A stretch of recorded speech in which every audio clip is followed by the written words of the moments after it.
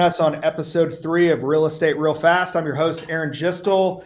I'm the broker, one of the co-founders here at ListingSpark. And so for those of you that don't know us, ListingSpark is a technology-driven real estate company. We help home sellers all over the state of Texas sell their homes quickly, safely, securely, and save a ton of money in the process while doing it. I'm super excited today about our guest. I've got Clayton Bailey joining us. He's one of the owners of Green Scene Home Inspections, and Clayton and his company have inspected probably dozens, if not more, of our listings, and has always done a phenomenal job. And I've been really wanting to get an inspector on the podcast because I just think it's such an integral part. It essentially happens in over 90% of real estate deals that are happening, and there's a lot of there can be a lot of confusion and miscommunication about what goes on with home inspections and why they're so valuable. So I'm super excited to have you. So I wanted to first pass it over to you, Clayton. Tell us a little bit about yourself and a little bit about your business. Yeah, absolutely. Thanks for having me, Aaron. I appreciate it. So Clayton Bailey, Green Scene Home Inspections. I'm wearing the alarmist inspector jacket because that's what everybody thinks we are, is that we're just alarmist inspectors. So I always, when I do marketing events or podcasts or whatever, I always wear some sort of crazy outfit because it's kind of true. You know, we don't mean to be alarmists, but everybody thinks that we're alarmists. But third generation inspector, we're coming up almost 10,000 houses that we've done as a company in the 14, 15 years that we've been in business. We've got 13 inspectors spread throughout Dallas, Fort Worth, Austin, San Antonio.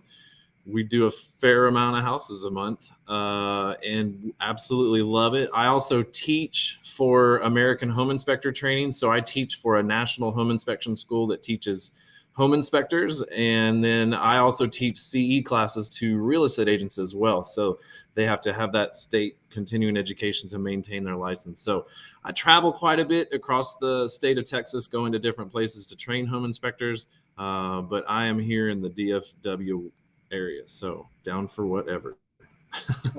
Awesome. One of the big reasons I was excited to bring you on, because I know you and your company are huge on education and doing courses for realtors, for buyers, and all that kind of stuff. And I think that's hugely important. I think, you know, a really, really good inspector can take what's can be a terrifying document that they get that's, you know, 30, 40 pages long, and makes it look like the house is actually going to fall down, and actually break that out and look at it and coach them on kind of what is really worth being worked up about, or what's worth negotiating. And so the education component is extremely important. So kind of rolling straight into a couple questions that we had. So just in a nutshell, explain the value of a home inspection to a buyer that's purchasing a home, or a seller who might be considering doing a pre-inspection before they hit the market. Just a little bit.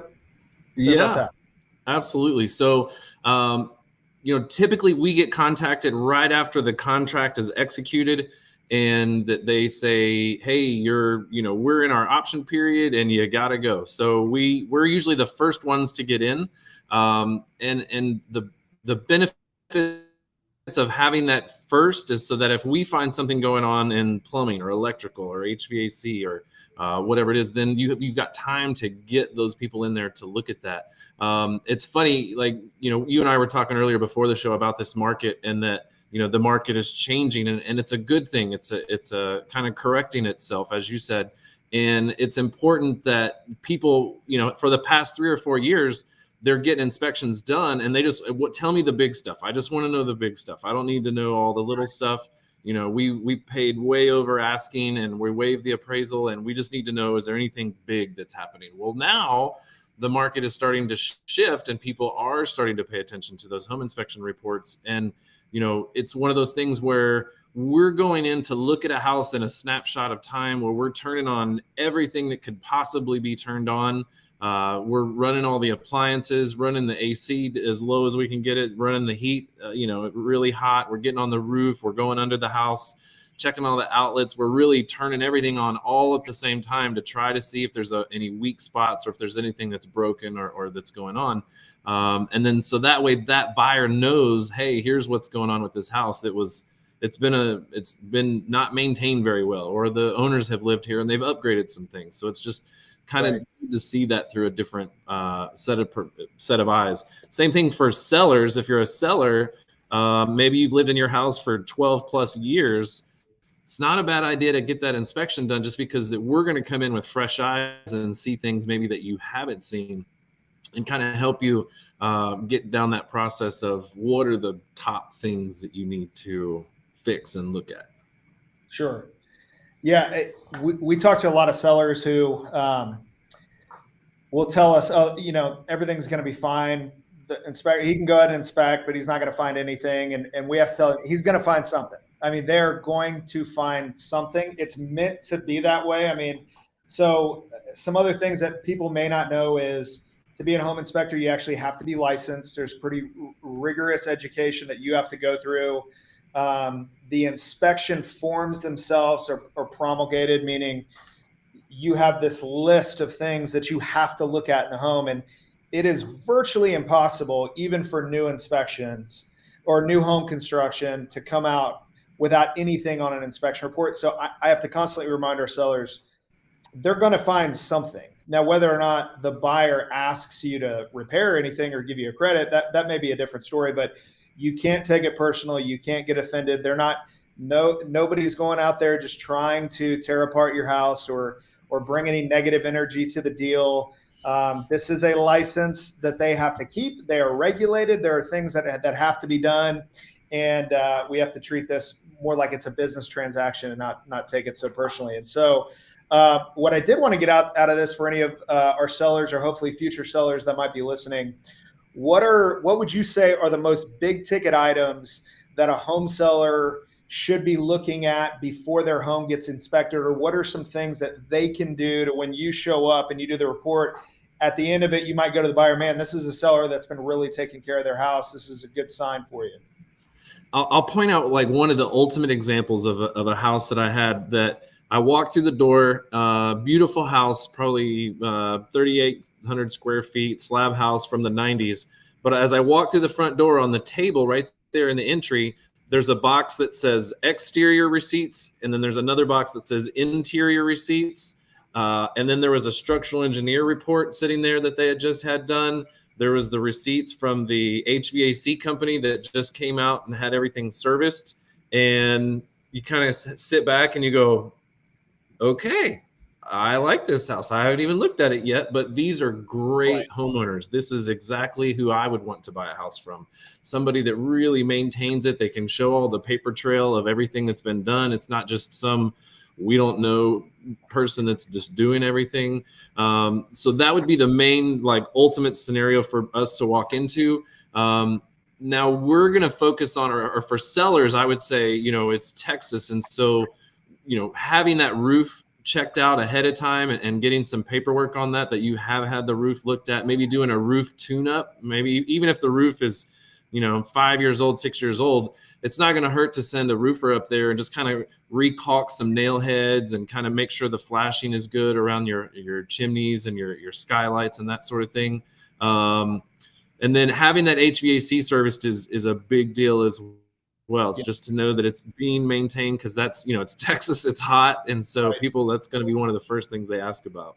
Absolutely. Yeah. I mean, that's typically where most inspections we look at, the AC is going to get flagged a lot. The roof is going to get flagged a lot. A lot of times if there's electrical deficiencies and things like that, what home sellers have to realize a lot of times is, they've been living in this house, or maybe this is the third or fourth house they've owned, and they understand what comes along with owning a home and routine maintenance and things like that. But for a first-time home buyer or somebody that hasn't bought a house in the last 10, 12 years, a lot of times they can look at these things, and obviously it's going to have a massive dollar amount attached to it in their mind.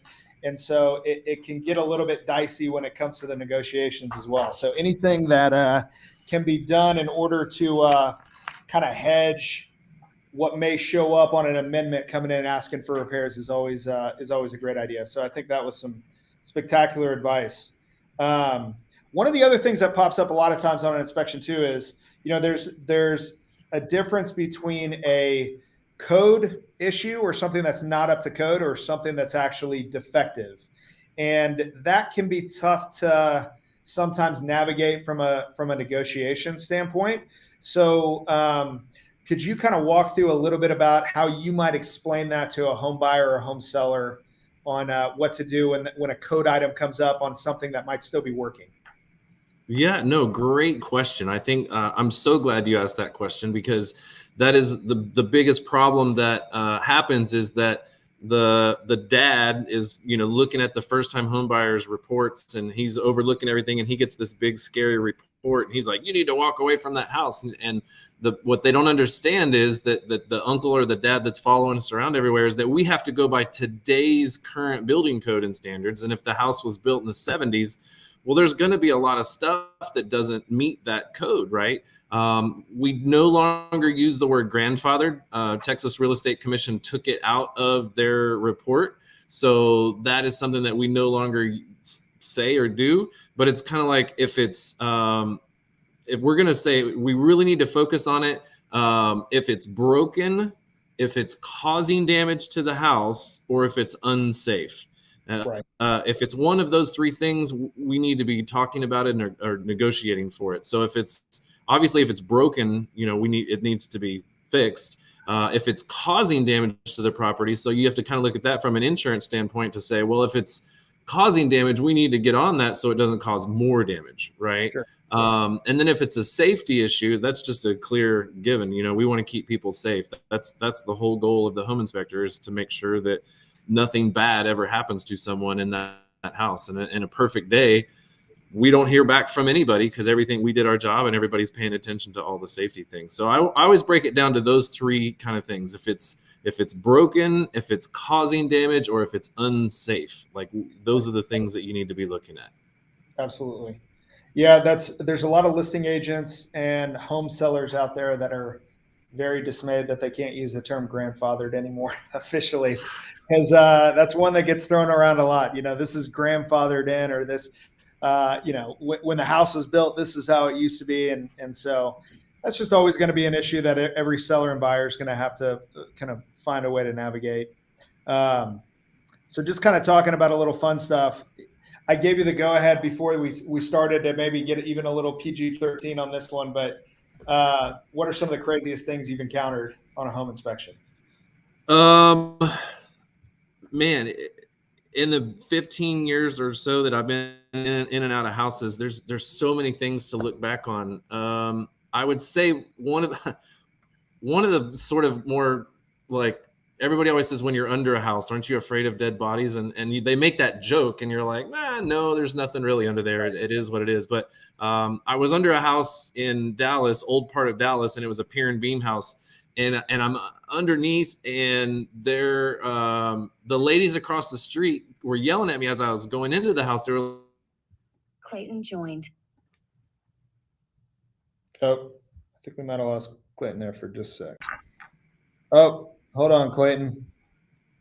there I am. Okay, we're back. Sweet. So I go into this house, and these ladies across the street are telling me that it's haunted and to not go into it. And I'm like, oh, whatever. It's in the middle of the daytime. I'm not scared.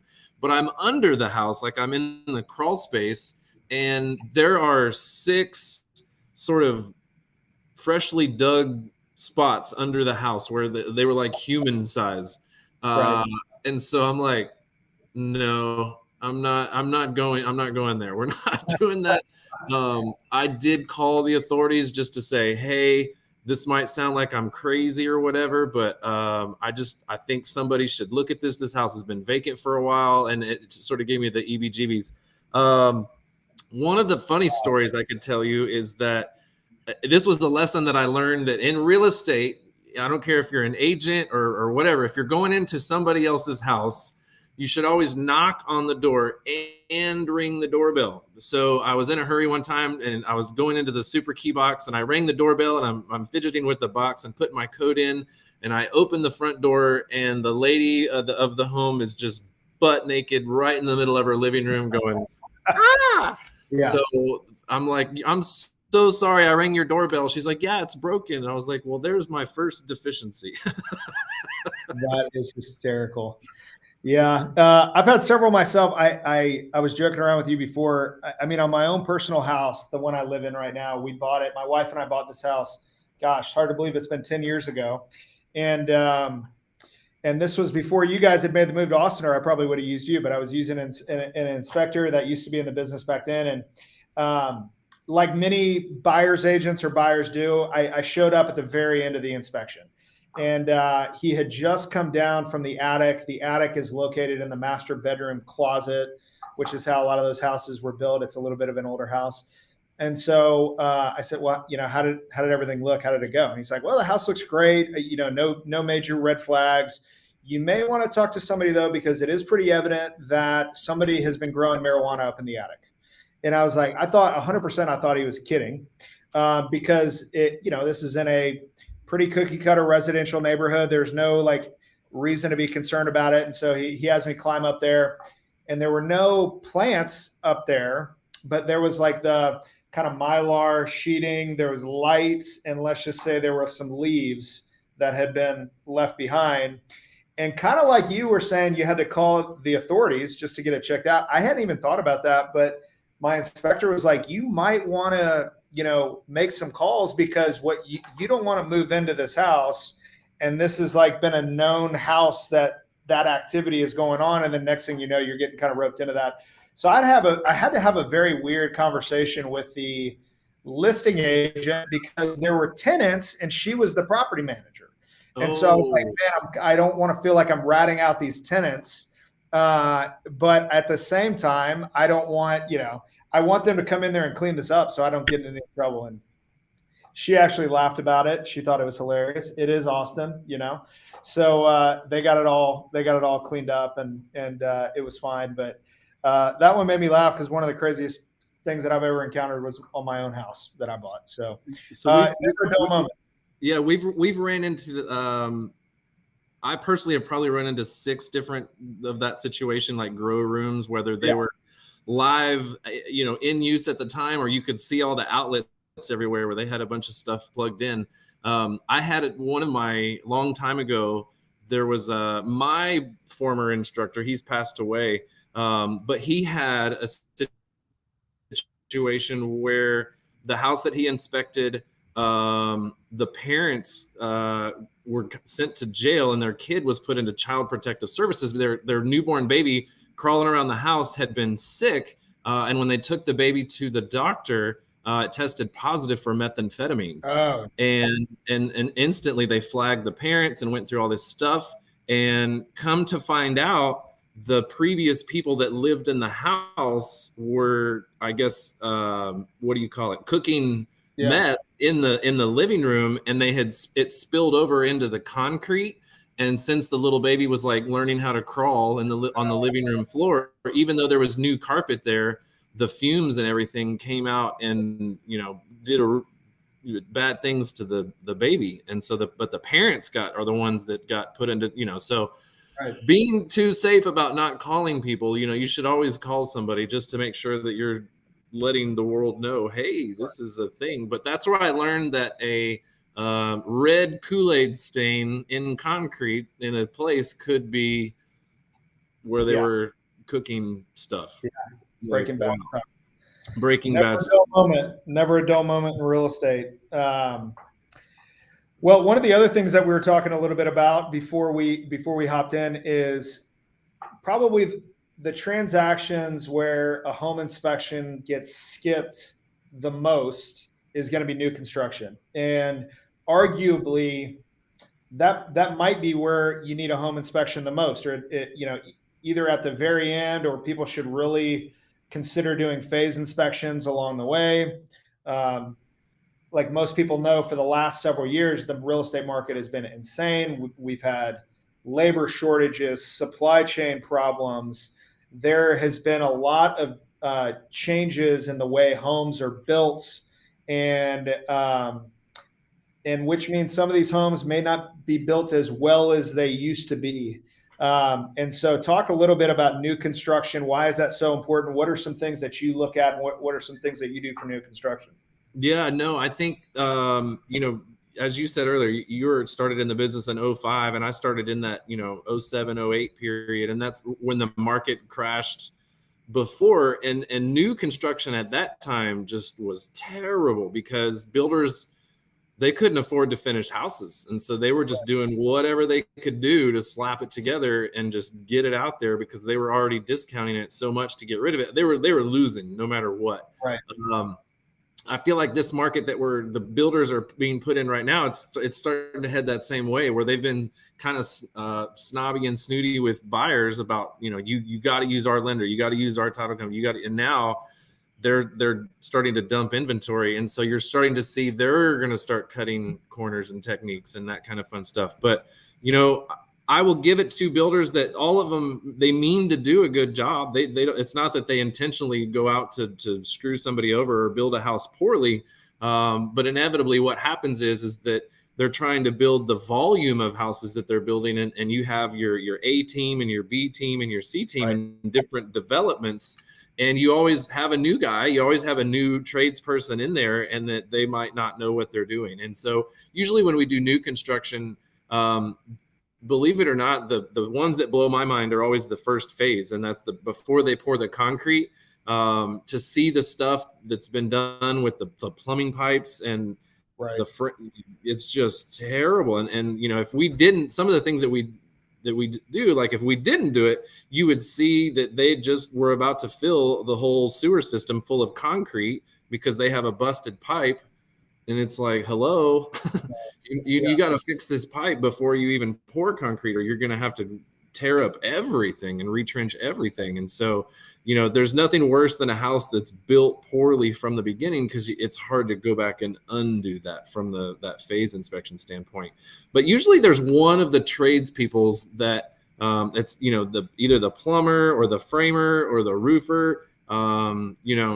Most everybody does a decent job. It's just that there's one of those trades that's not going to be so good. And down in Austin, we've got one of my inspectors. He's just killing all these builders with the windows, and windows are hard to get right now anyway, but you're not supposed to use air guns and shoot the nails into the window frame.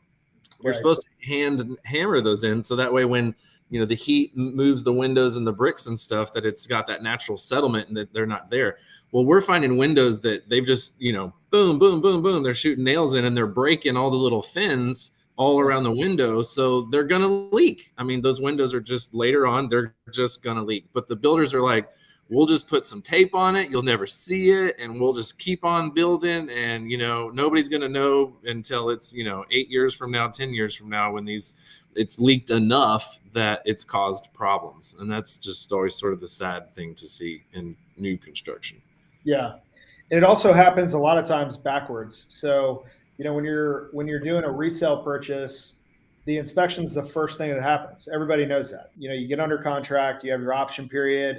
The inspection is going to get scheduled almost immediately after, and that happens within the first couple of days. With new construction, you're under contract, the house probably isn't done yet.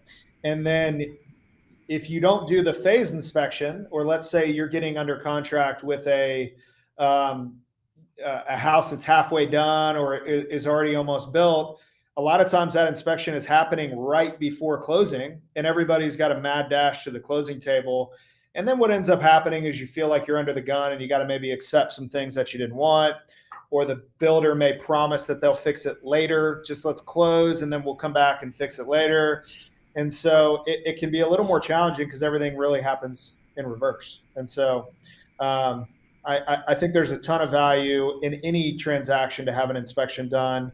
And there's a lot of, like you said earlier, there's a lot of inherent value. If sellers are concerned about the condition of their house, they've lived in there 20 years or 15 years, and they don't know what they don't know.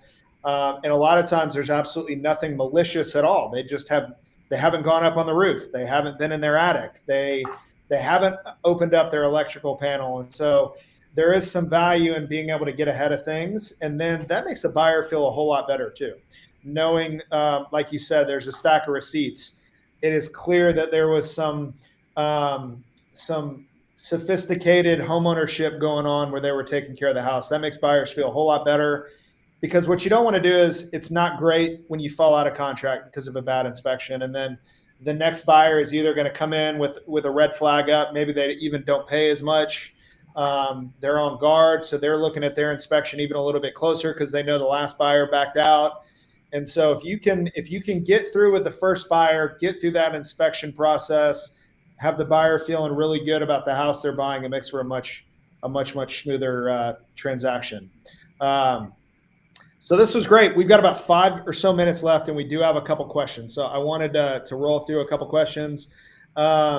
Okay, so we have Kavan, which is one of our agents. He works in Dallas. So it looks like he would love to get some information on you for some education stuff for sure. So we'll make sure at the end of this we share how everybody can contact you.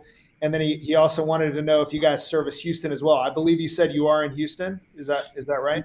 No, not Houston. I'm just Central Texas and North Texas. I teach in Houston, but we do not have offices, and I have no desire to open up a home inspection company in Houston. It's a big area. Dallas is a lot of work already, I'm sure.